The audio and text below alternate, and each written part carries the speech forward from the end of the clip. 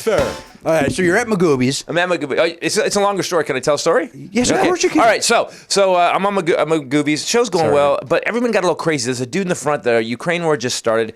This guy, he's wearing he's basically wearing the Ukraine flag as a sweatsuit, and he's like Ukraine, and so, but he's drunk. He's with this girl, and he just keeps doing stuff like show's going on. He keeps like tapping his watch, and he's like doing this. He's kind of sign heckling, which is weird, and just in my vision, which is so fucking annoying. Yes. So I finally start ripping on him. I trashed the guy 3 or 4 times. It's East Coast, so they love it, and I move on. So finally, it gets to the point where the guy's just not stopping. He's now way too drunk, and there's a giant guy sitting in front of him. And I go, "Hey, dude, you know what? It's time to go. I'm wrapping up. I got 10 minutes to go. My big closer at 2 hours and 45 minutes is coming up. It's coming up, and and he goes, and he doesn't want to leave. Well, due to the pandemic, the comedy clubs can't hire bouncers. They're not hiring great people, so they got 2 14-year-old guys. So these 2 guys come over, these 2 kids come over. Hey, it's time for you to go. You're messing up the show. And so the guy he's like, no, I'm not leaving. So the dude in front of him, who I had met earlier before the show and took a picture with me, it was Shrek.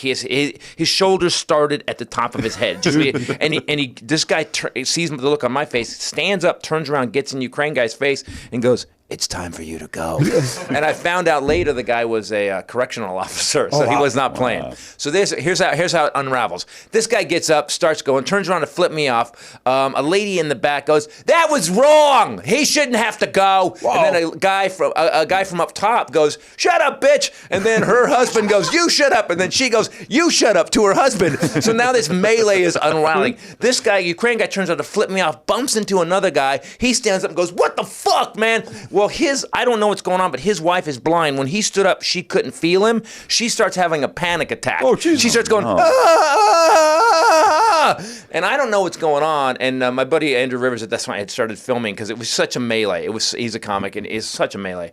And I go, you see me drop my head, and I go, "Now what's going on?" And then someone goes, "She's blind." And I just went, "Damn it." And I'm watching these guys, "Come on, you gotta go. So I get up, I go, "Time to get the fuck out." And you see me, I got my laugh, right? So I walk off stage and I start pushing people out of the club. And I go after the guy that was with his wife, and he goes to punch me. And I just grabbed him. And then at this point, 2 guys grab me. And one guy goes, "Hey, Titus, I'm a Philly cop. Stop it. You're going to get a case.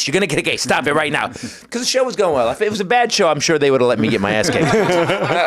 So at that point, I'm like, "No, man." And I'm like, "Get out," because they can't get these guys out. So then my wife's there, Rachel's there, she'd opened the show, and she gets this, here's what broke it. She gets 2 inches from my face, and he goes, "You get back on that stage right now, you're out of control, get that." And I was like, hold on, and then I went back on stage.